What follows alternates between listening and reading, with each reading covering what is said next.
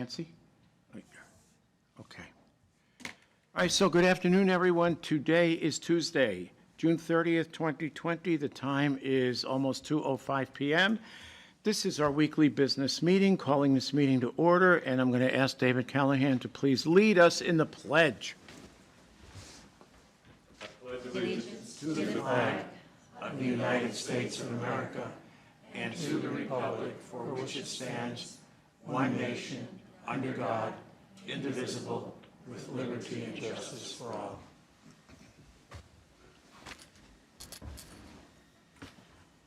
Okay, then. Before we move on to our action items, consent calendar. Yes, I move that we approve the consent calendar as listed on our business meeting agenda for June 30th, 2020. I second the motion. He's choking the motion. Bill Brooks. Aye. Commissioner Duncan. Aye. Chairman Philios. Aye, and the motion is carried. Payables list. I move that we approve the payables list for the week of June 22nd through the 26th, 2020, in the amount of $789,822.55 and no jury panel payments. I'm going to second it, but I have one question first for the sheriff's office, if it's okay. How's that? I noticed two different items for handcuffs. Are those each a pair of handcuffs?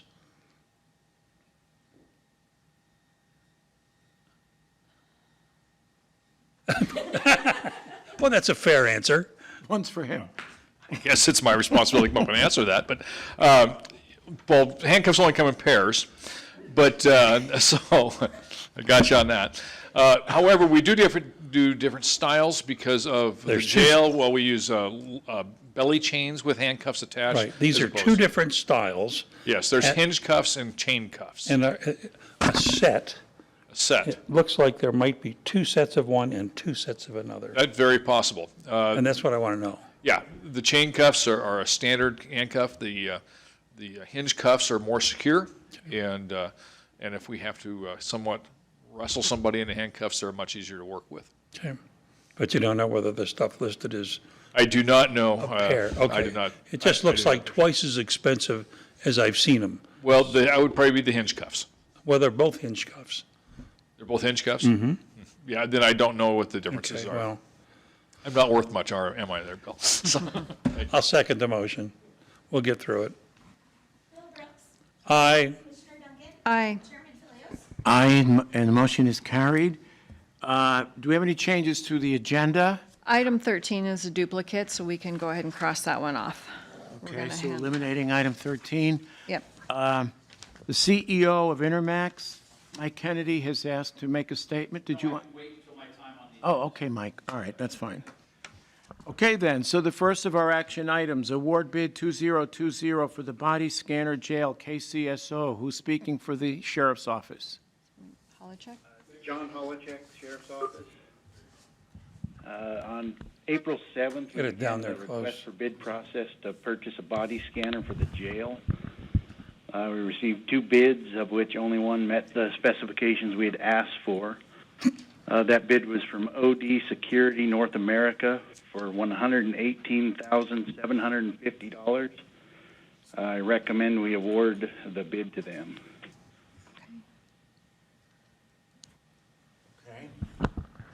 Thoughts?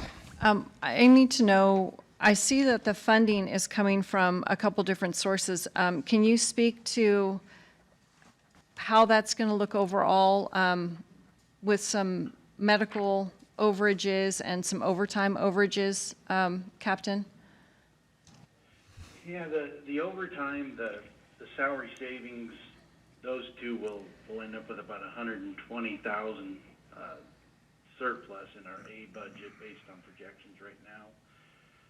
The medical budget, as I guess we all saw, is projected to be well over what was budgeted. We had, I think, about 150,000 from expenses that were billed last fiscal year. Plus, we've had some inmates with almost $100,000 medical bill and just a long list of overages. So for that item, it's completely out of our control. We're completely at the mercy of the inmates we're given. So overall, our B budget, if we factor in the medical, I anticipate we're gonna be well over, because we're on pace to be close to 600,000 over in that line item. Which line item was that again, Captain? That's medical. the contracted medical. Oh, the contracted medical, okay. Okay. Any other, thank you. Yeah, go right ahead.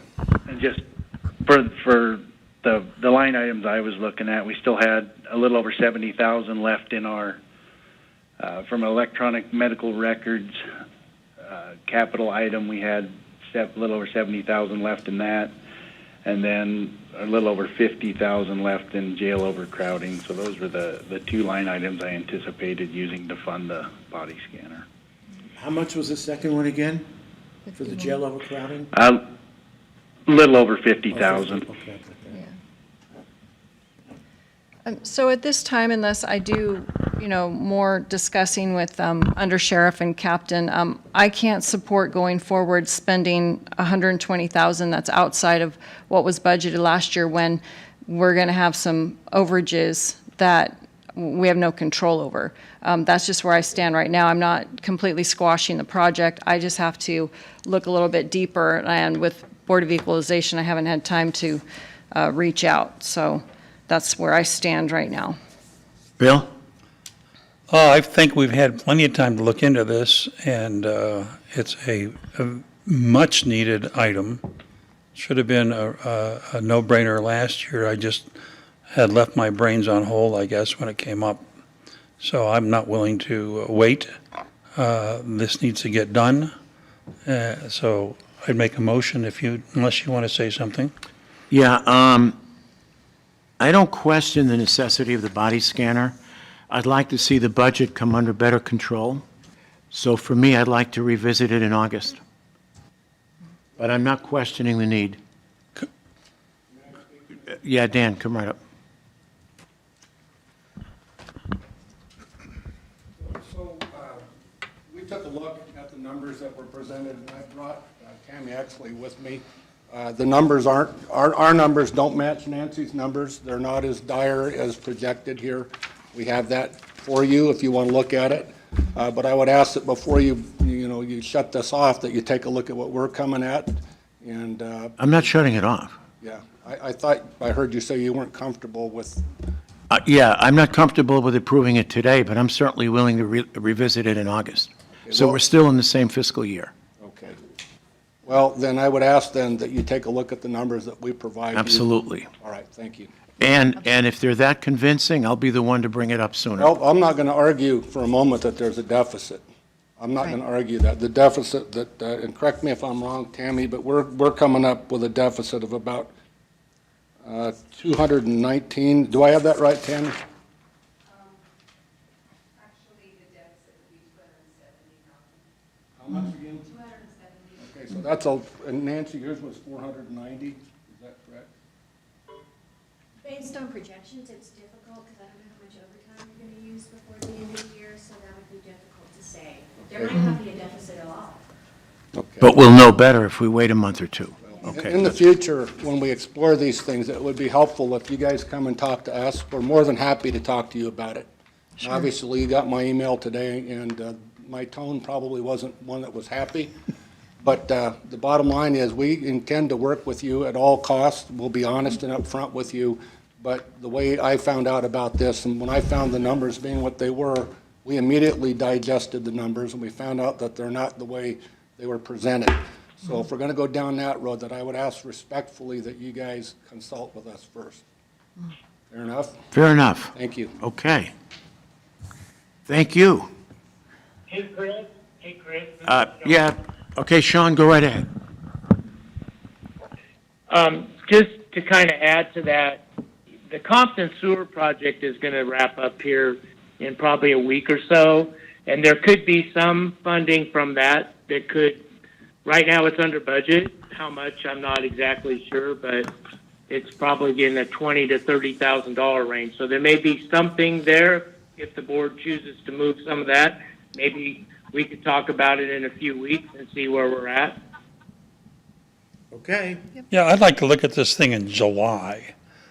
well, we can do that. Yeah, I would like to, because if Well, we can if look we at can't, if we have, unless, wait till September, and we can wait till October, and somebody's gonna end up hurt or in trouble in that jail because we don't have a body scanner.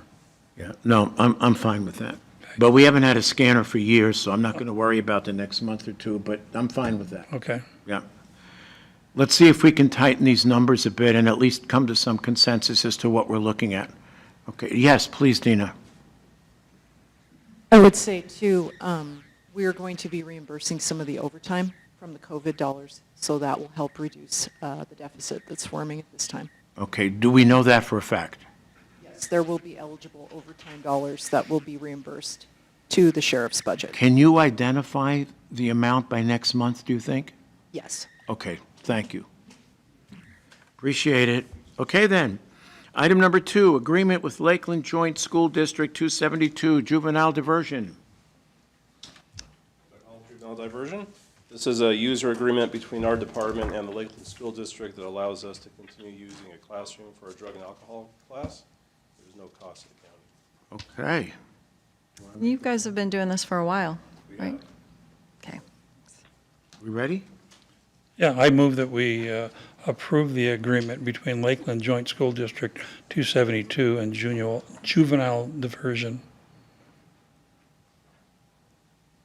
Second. Not used You're to not my new used to job it. yet. Okay. You throw a change up and people go, including me. Let's see. Aye, yes, I. See, that's what I'm saying. Commissioner Duncan? Aye. Chairman Philios? Aye. Motion carried. Item number 3, contract for e-payment services, Point and Pay LLC, treasurer. Lori's on the Lori, phone. okay. Lori, how are you feeling? I'm getting there, Commissioners. Thank you very much. I hope you all are doing well, too. So, thank you. In front of you is a Point and Pay Master Services Agreement for e-payment services. Currently, the Sheriff's Office is going through a redo on their, and adding a Cactus software, and had selected Point and Pay as their e-payment source. And Kootenai County already has an agreement with Point and Pay for our Odyssey program through the district court. This agreement in front of you will allow us to have a master agreement with Point and Pay and streamline our processing a little bit, so that should other departments choose to want to use Point and Pay services, we won't be having to go back and review a contract each time. We'll be able just to add an addendum to add a department. And I believe you should have, legal has reviewed the agreement as well.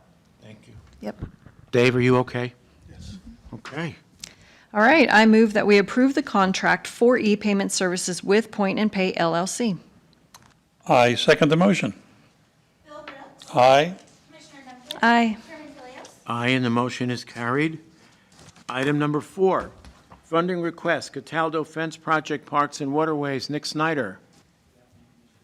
Is it turned on, Nick? Nope. No. Well, we hope to get this done too someday. Commissioners. Nick Snyder for the record. Commissioners, as you know, we manage several flood mitigation properties on behalf of the Board of County Commissioners in Cataldo. And we did a remediation project, you might remember last year, and essentially it really changed what that area looks like. And the neighbors don't necessarily understand where those property lines are. And so we have a conflict in between a private business and county property in which we should install a fence. A passive fence, just post and chain, it's about $1,500. It's a small amount, but it's not in my budget. I do have some recommendations. The Board of County Commissioners is certainly welcome to pay for it. We can do the work, send the invoice. We'll do the work in-house, but we do need materials, or we can take it from Parks. fund balance, however, it's not necessarily a park. So whatever the board's pleasure, we do need to get the work done, so I'm sorry I couldn't have anticipated this expense. Nick, what's the fence separating? A private business in Cataldo with county property. What's the length? Approximately 200 feet. Okay. And then what funds did you use to take care of this property in the past? Well, we didn't necessarily have any projects. We just had basic maintenance, fire. Noxious weeds. Yeah, hazardous fuel management, and we sprayed the Cataldo levee, but that's through noxious weeds funds. So this is really the first time we're starting to dabble. Commissioners, I wanted to say that we should probably consider a line item in the future, because I think we're going to be building more fences. Again, when this remediation work was done, it really changed the landscape of property lines. So fences make good neighbors. Did we save any county money by the remediation? Yes, because we're no longer mowing, spraying, controlling noxious weeds. So I think the net savings will be there, will be realized over time, but we are going to have some initial investment in fencing. Is it a problem if you use your parks fund balance? We'll do what it takes to get the job done. It's only $1,500. It's an appropriate expenditure, I think, because it is under our management, but it's not exactly a park project, if you will. Right. So I'm fine with that. You're okay? Yeah. Bill, you want to make a motion? Yeah, I move that we approve the request for funding for the Cataldo Fence Project with Parks and Waterways. I'll second. Bill Brooks. Aye. Commissioner Duncan. Aye. Chairman Philios. Aye, and the motion is carried. Thank you, Nick. Item number 5, lease agreement, drug turn-in box, Kootenai Hospital District, doing business as Kootenai Health, KCSO, Sheriff Wolfinger. Commissioners, this drug turn-in box is located at the Crisis Center. And you know, as the Crisis Center has evolved, we've had to be a little bit innovative in how we've addressed some of the issues there, such as the cross-deputization for one law only, such things. They have a drug turn-in box. They call it an amnesty box. If somebody comes in and they have something that's an illegal substance or a medication they need to get rid of, they can drop it in there and take it away. Unfortunately, this last year, the laws changed, and now those amnesty boxes or drug take-back boxes must be owned or leased, the property on them, underneath them must be owned or leased by a law enforcement agency. And so Don Robinson and I got together with Darren Murphy and said, what happens if I lease a 2-foot by 2-foot piece of the crisis center at the hospital with this drug take-back box? And everybody said, well, that would work. That would fulfill the code. So Darren gave us the lease agreement. The hospitals agreed with it. And John Ness has already signed it. We just need your signature. It does cost some money. It costs us $1 a month, which isn't exactly too bad. And if you have to, through this rest of this fiscal year, I think I can cover it out of my pocket. Well, I'm a little disappointed. I was hoping for $1 a year, but Well, I was too, but I'll take the $1 a month. It's okay. So. sure. Okay. Motion. I move that we authorize the chairman to execute the lease agreement for the drug turn-in box at Kootenai Hospital District, DBA Kootenai Health. I second the motion. Bill Brooks. Aye. Commissioner Duncan. Aye. Chairman Philios. Aye, and the motion is carried. Thank you, Commissioners. Thank you, Sheriff. Item number 6, contract modification, transportation services, area agency on aging for public transit, resource management office. Jody or Kim? Kim, go right ahead. I'll take this. Thank you, Kim Riley, for the record. This is our annual contract modification with Area Agency on Aging. They provide the cash match for our Ring Ride program. This is for the time period July 1, 2020 through June 30, 2021, and the rate has remained the same as last year.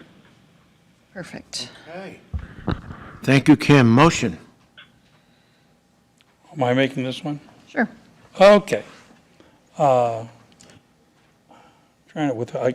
6. I didn't pick up my glasses in time.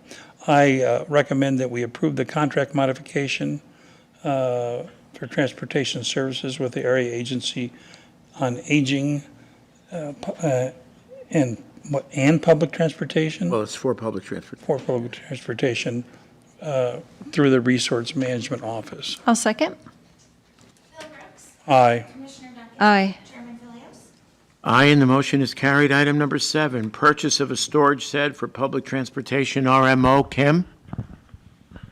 Yes, this is requesting your authorization to move forward with the purchase of a storage shed. This was not in our original plans for the transit center, but we do have funding available, our current award. We have a need for this now that we have acquired some equipment from Buildings and Grounds. We have a tractor mower, we have our regular mower, we have a snow blower, and now we will be getting a plow. So we need somewhere to store all of that equipment. We have reviewed this with our partner agencies and Keenly Haygood. They are fine with the purchase, so we're just requesting your approval because it does exceed the $5,000 amount that we're authorized to spend.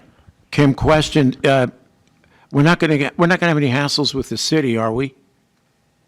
Only because Go ahead. It's a 16 by 12, so we don't need a building permit for that. Fair enough. Is it easily removable then? Yes, we will be able to move this to another location should we, when we get a maintenance facility, something like that, we can move it elsewhere. We looked into renting something, but first of all, they're not very attractive. This will be aesthetically, it will mirror the design of the transit center. And because of the time period that we're going to need it, it was more cost effective to just go ahead and buy it and then be able to use it in the future. Okay, thank you. Motion. I move that we, One other thing on here, excuse me, for payables purposes, we will need to put half down and then have half paid at the time of delivery. So the AP department has asked that we get authorization from you to do that as well. Okay. do that. I move that we approve the purchase of the storage shed for the Riverstone Transit Center with half for the down payment and then half upon delivery. I second the motion. Bill Brooks. Aye. Commissioner Duncan. Aye. Chairman Philios. Aye, and the motion is carried. Item number 8, grant application to the state of Idaho for broadband under the CARES Act, Intermax, along with our Resource Management Office. I'd like to ask CEO of Intermax, Mike Kennedy, to come forward. Welcome, Mike. Thank you, Mr. Chairman. Commissioners, thanks for having us back on short notice. A question came up that we didn't discuss last week that I just wanted to clarify, and it's a good question. Jody called me today to confirm. We are, Intermax is, recipients of a fund called Connect America Fund. It's CAF.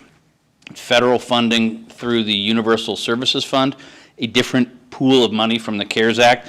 The question was, would any of the projects that we will propose be duplicate in that? And the answer is no. We will not be overlapping those projects. There are some things that our CAF project is 10 years long.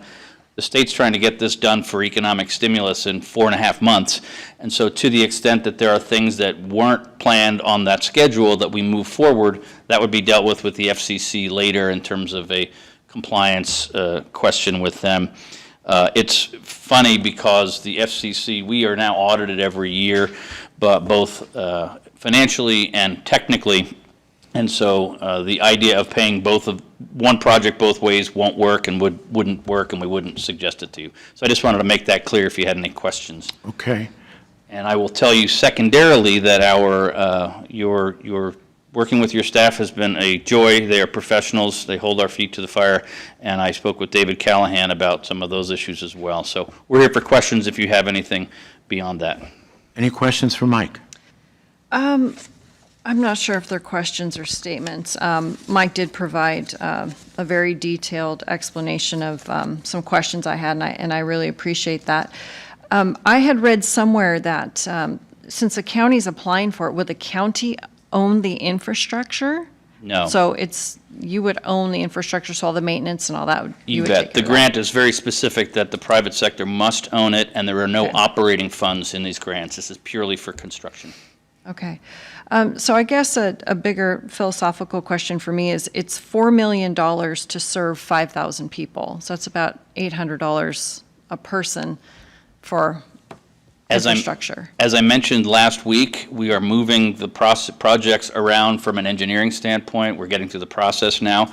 We've actually couple of the projects that we thought might work, we found different ways to do them, so the amount of grant applications will probably be less than 4 million, and the number of covered areas is in the north of 6,000 residences, 9,800 residences. I was in Bonner County this morning, and that was the number for Bonner County. Sure. So it's actually closer to $300 per covered house, but again, I want to share with you, that is not 100% coverage in the sense that if someone has line of sight or tree issues, as you and I discussed, they may not be able to get the service. But in expanding these opportunities, it allows us to have more chance for each of these rural residences to have service. Right. So then I guess that brings up another question. Somewhere in the grant process, I read that it was for communities of 5,000 people. Yeah, and just about all of the areas we're talking about in the counties are unincorporated parts of the county or cities like Ethel that could be covered with it, Bayview, Coquilala, areas that do not have 5,000 people in them. But the county is the perfect vehicle for this because when you put up a radio, it allows you to serve areas, and the unincorporated areas that do not combine for, those certain numbers can be covered with each individual access point. Okay. I would not be in favor of skipping any of the permitting process. Fast-tracking it, fine, but I can't support doing that. Since this is just an application only, Jody, am I correct that if the award, we could still have an opportunity to turn the award down? Or is this one of those things where pretty much if you say yes to the application, you will say yes to the grant?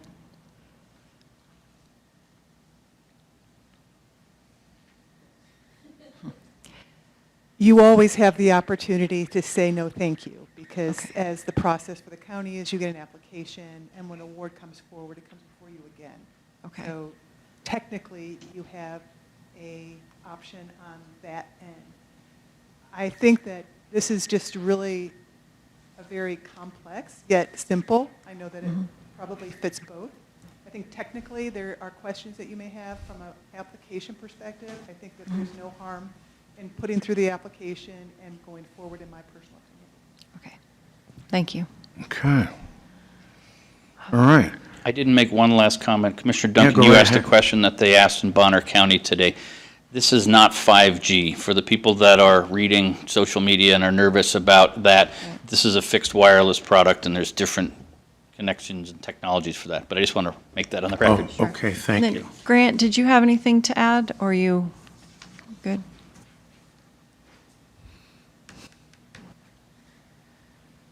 Commissioners, Grant Kinsey for the record. Yeah, I've just been asking some questions, basically what's been covered here today. One of my concerns, just due to past experiences with funding like this going on, making sure there wasn't any kind of overlap or anything. I would also add to that I've worked with Intermax quite a bit throughout the years. I think they're a great company. I think they've positioned themselves really well to serve our community a lot better than a lot of the providers have in this area.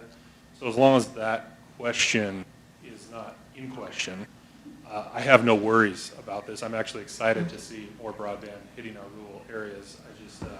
I was very concerned when I first heard about it, knowing about the 10-year project and making sure that we as a county weren't going to end up liable for the provisioning of dollars through grants Right. that will later come back and bite us. Okay. Okay, then. No. So, And I just, once again, I guess this may be more of a philosophical concern. It's like, are we creating a monopoly here because of all the grant money that's available? And will anybody ever be able to compete because you are the award of all this federal grant and now another grant on top of that? So that's just a concern I have. I don't know that anybody would be interested, but making that decision to say, okay, I'm kind of sealing the deal now that you've had all these millions of federal dollars, nobody can ever compete with that. So. One of the things I've learned in the technology business, if you pay attention 2, 3, 4 years from now, things change and the competition is always available and there. Right now, this project is not about entering competition, it's about getting people service where there is not sufficient service right now to do the things they need to do, work from home, telehealth, distance learning. So I understand your point, but I don't worry about competition in a private market, and we have certainly had a lot of it in North Idaho, so. Well, and I think you indicated when the question came up at our last meeting, that when the application goes in, other potential bidders will be able to see it. Yeah, and they can make their own. I think there may be applications from other entities that I'm not aware of, but at the end of the day, this is happening so fast that we just want to make sure that we provide as much help to people as needed as possible. Okay, so let's review the timeline. You need to get the application in, was it July 15th? I have the timeline right here. Let me get accurately, and Jody is back there with me. The grant application portal was open last night, which was a delay. And so the grant portal will close on July 13th, 2 Okay. weeks from yesterday. Okay. At 5 p.m. Mountain Time. Okay. And then the completed applications will be posted to the Idaho Department of Commerce website for public review on July 15th. Okay. And at transparency.idaho.gov. We talked about that. Then there will be a grant challenge period from the 15th through the 21st. And then the anticipation is that all applicants will be notified of the award no later than July 31st, 2020. And then all projects must be completed, closed, verified, and paid no later than December 15th. So they've moved the deadline for the application, but they have not moved the July 31st date or the 15th date. So December 15th, the infrastructure must be in place. Yes. Okay, understood. Okay, so there were two questions, I think, that we were, I shouldn't say wrestling with, but that we needed answered. One was, did it make sense, and was it feasible for the county to be involved as an administrator in this process? And I think, Jody, you answered that in the affirmative, that you don't see any undue burden to the county in acting in that capacity. The second question, and again, I'm going to ask David to may potentially come forth, is in order for us to expedite the process, and I believe Pat Braden opined on this, we would have to indicate, among other things, impending peril if we do not expedite and short-circuit the normal CUP process. Is that a fair statement? Impending peril is one approach. The What's other the other? approach is a code amendment, which we're prepared to take to the Plan Commission end of July and then to you the next week. That expedites it as fast as we possibly can. Unfortunately, that won't meet the deadlines before us. Okay, so then you have to find intermittent. Okay, Bill, you have any Peril. thoughts here? Imminent peril. Thank Yes, you. I said last time we took this up that I was in favor of making the grant application and finding imminent peril so that we can move ahead as quickly as possible. Can you give an example? Of imminent peril. We lose the money. Okay. It's not imminent peril to the health. Oh, I know. Why don't you lecture me on that? Okay, Tell me what imminent peril is, please. Danger of people being harmed. I think people who don't have access to broadband can bring harm to them through learning, kids seeking medical advice, if you want to get right down to it. There's all kinds of things that could happen that I've relied on broadband in the past to help me with. And I can sit there and go down every bunny hole, but I don't think I need to. Well, I just disagree. I disagree that broadband is not imminent peril issue. David, you said that if we did the parallel, it could come before the board the first week of August, which would only be days after the award I thought that is still made. worked, but maybe I misunderstood. Yeah, that's. How does that still work? Well, Pat was the one behind that idea, and we can still work with the dates to see what we can do for you. The work cannot start until August 1st. I mean, if he gets the award on July 31st, they can't even start work until August 1st. And so if we're approving them, someday that week, then, I mean, it's a few day delay, not months or weeks or.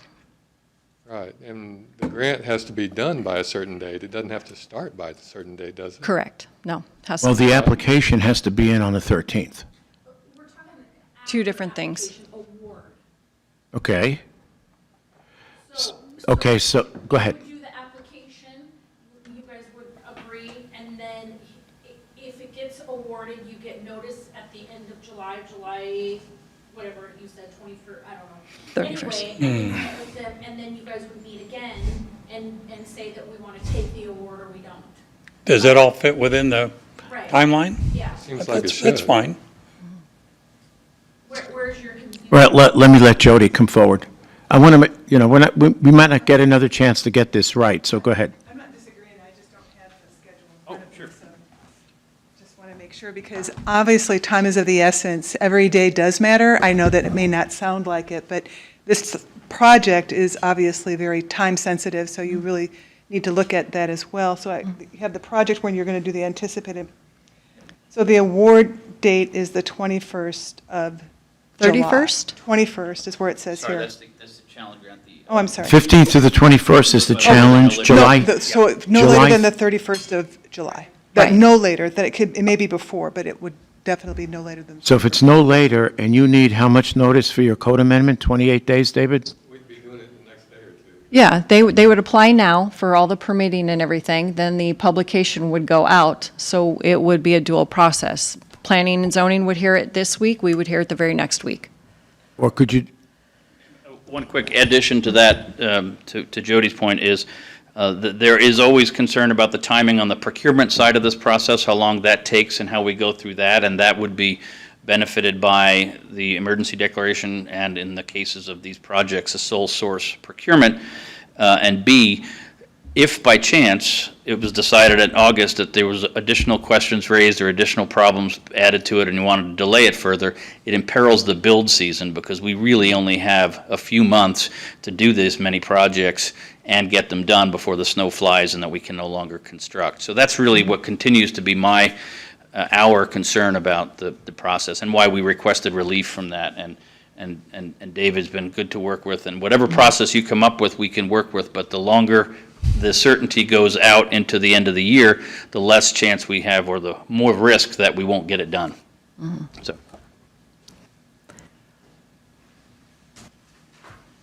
go ahead, David. Chairman, do you still have a question? No, I'm ready to proceed. I think we're cutting it too close. I can find him, go ahead, David, please. Maybe that I didn't articulate properly. We can do a double notice for both the Okay, Planning that's where I was Commission starting and to- for you, so that in the newspaper, anyone can read that we're having two hearings, Plan Commission and you. That should make it seamless from the Plan Commission to you. Okay, now, just so that we're all on the same page, to get to the planning commission, you need 28 days. Right. So you're going to issue the notice when? Tomorrow? Today or tomorrow. Okay, so let's say Right. it's tomorrow, June 1st. Yeah. What's the date, June 28th? I need to look with our Tomorrow's calendar. but- July 1st. I'm sorry, July 1st, so but we'll- July 28th? What day of the week is that? Tell me it's not a weekend. And you're, Sandy's got the schedule ready to go on my staff, Sandy Gilbertson, so. okay, Tuesday. it's a Tuesday? I'm sorry?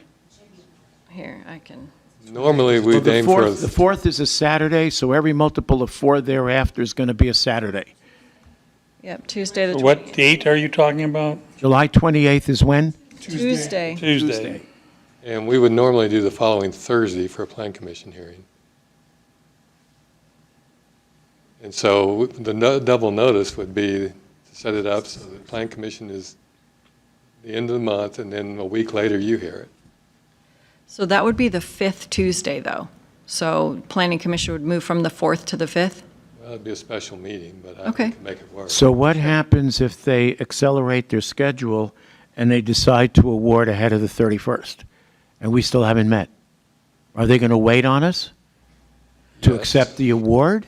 No, No, two not- separate No, there's issues. different issues there. You can take money, you can agree to accept a grant. They don't actually, It has to be finished by December 15th is the issue. No. I just want to, To accept. Oh, I gotcha. just want to remind that the county is not, county is the applicant.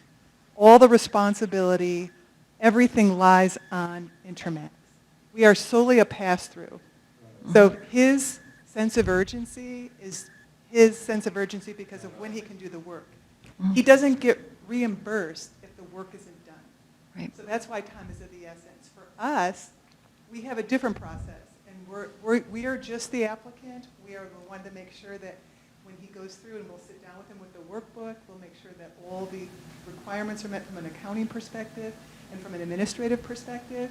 But I think what Mike is trying to say is that every day counts, And so anytime you have any kind of ambiguity, it doesn't allow you to move forward because you're always waiting for the next question. So I think, I don't want to speak for No, that's- I just think there's two different things. Yeah. Our responsibility is to make sure that the money is expended correctly and it's eligible. His job is to make sure that the broadband is in place. I hope that was helpful. And lastly, I don't understand yet, and Jody is incredibly helpful, how long the procurement process takes, because that's the second phase of this, and if that goes deeper, longer into it beyond the permitting, that's another ambiguity that we want to nail down, and that's why the continued sense of urgency. Right, but once again, isn't that a separate issue? If we approve the award, you can go after procurement. It doesn't have anything to do with the permitting of the tower. Sure, I don't know how long your procurement process takes. Yeah, but aren't you committing funds in the meantime? Yeah, we're going to have a substantial amount of risk that all of these plates get spun just exactly in the right order, and we think it's a risk worth taking, but we're seeking some relief from some of the things to make sure that we get it done in the time that it's available. Go ahead, Jody. I was just going to say, depending upon the amount, the procurement is going to be determined on the amount. Right. Some of his expenditures, I think, will be very large, so obviously the procurement process will be quite lengthy. So I think, again, the question is, can we look at a sole source, or can we look at a procurement that would not preclude him from being able to put the timeline that he needs to? Clearly, he can give us a list of everything that he's going to be purchasing, but again, it goes back to if there's any delay in the schedule, it won't do him any good if the procurement is met and the permitting is not. It won't do him any good if the project time span by which to implement is shrunk to a point of unrealistic implementation.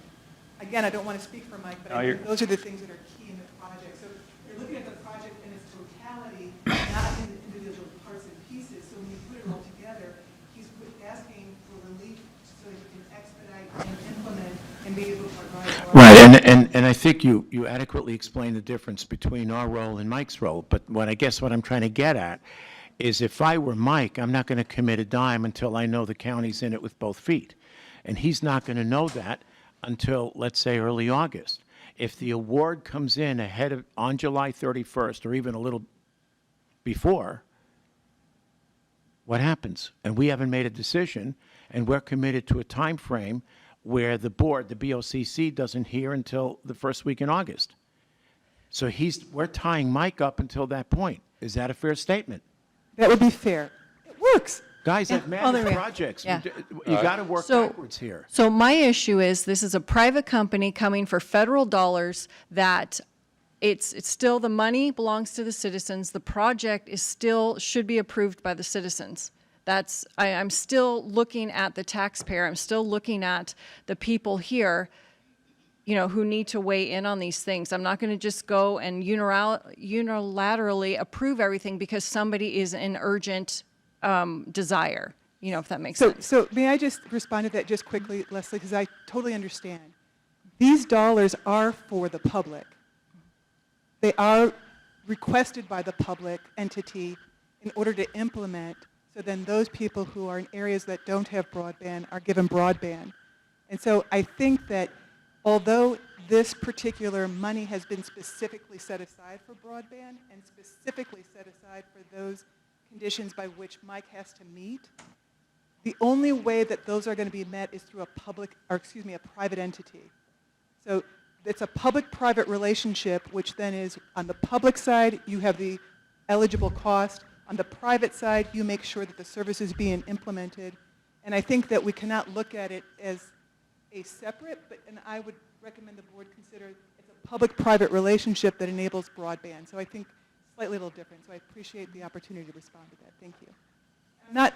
I'm not trying to swing it one way or the other. I just want to make sure that the information that you're receiving is one that provides you adequate information for you to make a decision. Sure, it still doesn't change my mind. I still want public input, period. Okay, and I get it. Okay, I understand. I'm going to make the argument that impending peril really hangs on the fact that one of the services that we're supposed to enhance is telehealth. So if somebody can't reach a doctor because they don't have broadband and they're too far from a hospital, the clock is ticking and it could be a life and death situation. I'll entertain a motion for impending peril, please. In that, you It's not on the it's not on the agenda. What's not on the agenda? Imminent peril, the doing away with the applicant process. But it's an action item. And But that's it's one a grant application is what is on here, not doing away with the CUP process. Do you want to, I think Pat was pretty clear on that last week when he said you could go either way. I think what she's saying, Mr. Chairman, is that what's on today's agenda for this business meeting is a grant application and the approval or disapproval of that. The issue of whether or not to go through the CUP process or to subvert it, so to speak, with the impending peril exemption or exception, that is not on today's agenda. So that's a separate issue for another meeting. Okay, so today's motion then would confine itself to, Grant. Approval or not approving the grant application itself. okay, That's all that's on today's agenda. Okay, I would move that we approve the grant application with the State of Idaho Broadband CARES Act with Intermax through the RMO. I second that. Aye. Aye. aye, and the motion is carried. Regarding the CUP process then, what's our current Okay, status that'll on be that? on next week's business meeting. Tuesday. That doesn't work for us, so. I think by virtue of, may I?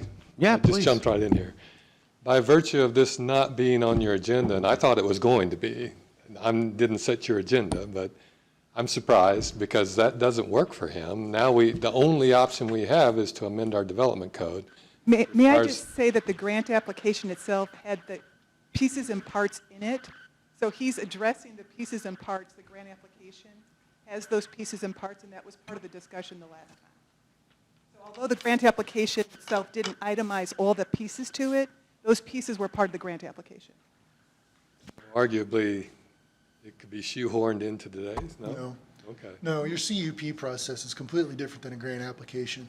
And for the purpose of today's agenda, that would need to be separately Should have been agended. advertised or noticed. So, Okay. can I just offer a comment?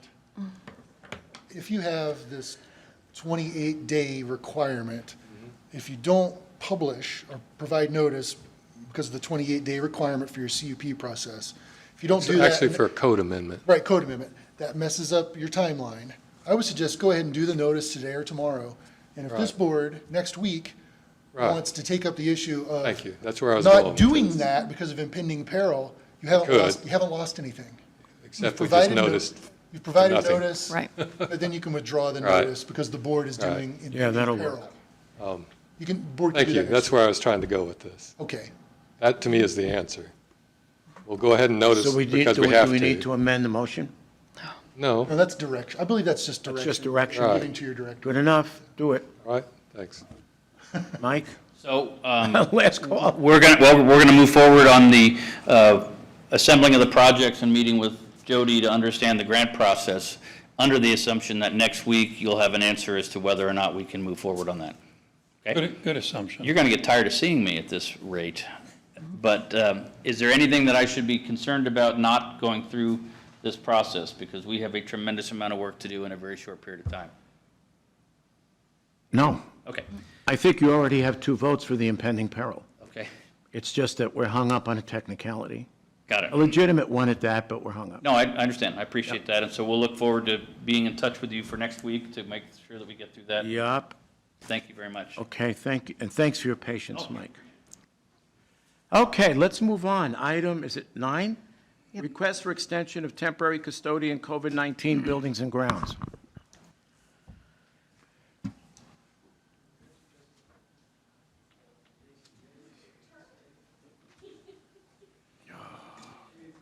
I'm just requesting that we extend Brenda for 30 more days, basically till the end of July. I think it should be Fund 11 money, so should be covered. I think she's working out very well for everyone. Okay, why the extension? We still have, We're having more outbreaks now. More outbreaks, So so. she's the one that's cleaning, disinfecting all that. She's Okay, cleaning yep, yep, yep. everything. she's cleaning, Doing a she's good doing all the job, okay. facilities in the county, basically, Absolutely. that we Yeah. own, so. She's amazing. Okay, motion. Amen. I move that we approve the request for extension of temporary custodian coming from Fund 11. I second the motion. Aye. Aye. Aye, and the motion is carried. Item number 10, contract agreement for appraisal services, potential acquisition. Valbridge Property Advisor, Sean Riley for the BOCC. Good afternoon, Commissioners. This is a contract agreement. And that baby down there. Property advisors for appraisal of property for potential acquisition in the amount of $2,950. It is my understanding that if this is approved, that appraisal will be available to the county within 30 days. Okay. Motion? Bill?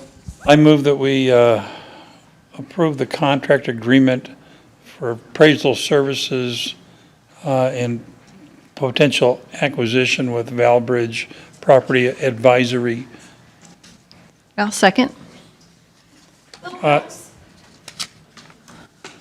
Aye. Commissioner Duncan? Aye.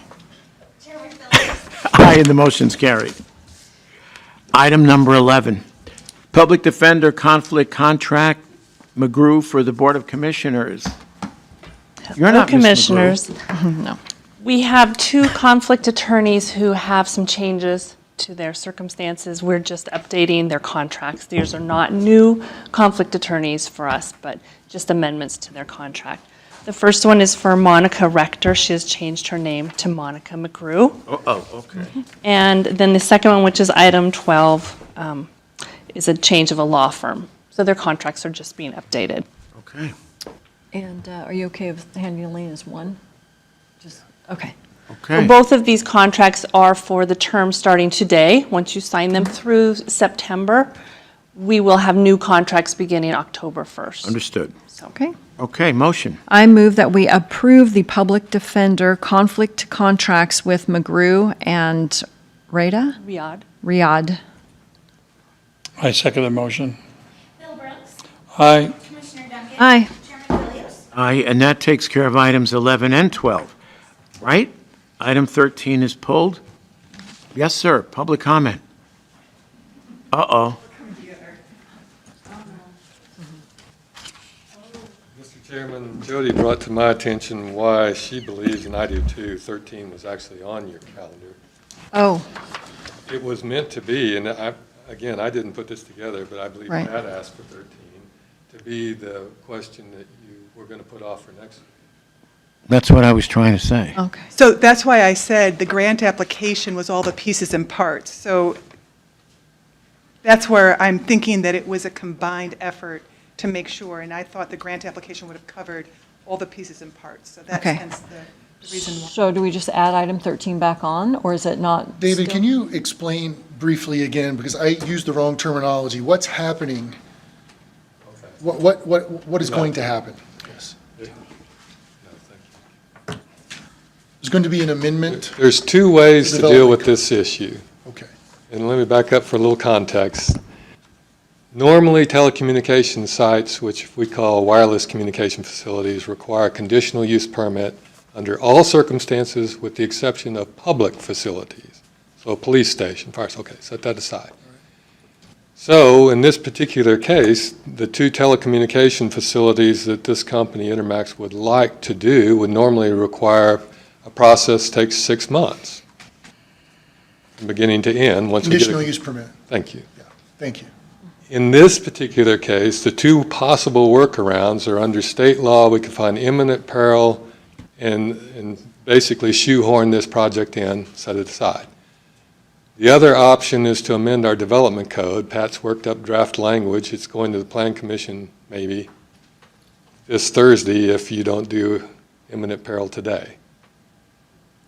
So what it says here for item 13 is approval/rural broadband project and funding/Board of Commissioners. Yes, Right. sir. It doesn't say anything about approving an amendment to the development code or an exception to the development code under impending peril. It really should have said either one of those two concepts for it to have been noticed. Yeah, but Dave, that topic was specifically discussed at last week's meeting. We could have actually voted on it at that time. Commissioner Duncan requested more time, and that's fair, to consider it. So now what you're telling me is I can't do it because I couldn't do it last week, now we have to go another week. I'm suggesting that it's not properly noticed. Oh, That's just my advice. That could well be. That's but just my advice. If I may, it was your legal counsel, my legal counsel that set number 13, so far as I know. So here's the other thing you can do. Even though it may not be properly noticed, and it sounds like there's some disagreement about that, and it sounds like it's legitimate, if this board wants to approve David Callahan's office to use one of those exceptions, you can do that today, and then you can notice it for next week and ratify today's decision. That way, that would eliminate the argument that today wasn't noticed up properly. So he would have direction today. The approval next week would ratify today's decision. I would recommend if you're insistent upon voting on this today, notice it up again for next week and do it again. That will ratify today's arguably, and I think it's a fair argument, improperly noticed agenda. Okay, so that's my then, suggestion. so then the motion, I guess I'm asking the question, the motion then would read as it was earlier stated and indicate that it has to be ratified next week? No, you don't really have to indicate that, but I do recommend that you ratify it in a follow-up meeting to today. Okay, all right. With the notice as I'm suggesting, specifically about the one of two options that David Callahan's referenced. If one of those two options, if those options would have been in today's agenda, then I wouldn't see a problem. But it's not, it doesn't say that. It's very general. Rural broadband project and funding doesn't discuss an amendment like David's suggesting, or in the impending peril exception. It doesn't suggest either of those. So if you want to vote on it today, go ahead and do it. Notice it up on a follow-up meeting, and then ratify today's decision. Okay, so can the motion read as it did earlier? I don't know what it did earlier. I think you need to I think a motion needs to be made Go ahead. that gives David direction to you, if you're going to use the impending peril exception. Go ahead. You need to mention that, and that this grant can be moved forward based on the impending peril exception, and there won't have to be an amendment done to the development code. I think that motion needs to encompass that idea. Okay, so so ratification to occur no later than a week from today, which would be, what is that? Next Tuesday. July 7th? You ready? Go right ahead. So I would make, he always throws me the easy ones. So I'd move that we find imminent peril in the case of the broadband application so as to short circuit the time it takes to do the planning and zoning. Is that? I think that's sufficient. Okay. Is there a second? I will second. Bill Brooks. Aye. Commissioner Duncan. Nay. Chairman Philios. Aye, and the motion is carried, and so we will proceed to ratification no later than 1 week from today, which is July 7th. Anything else? Public comment?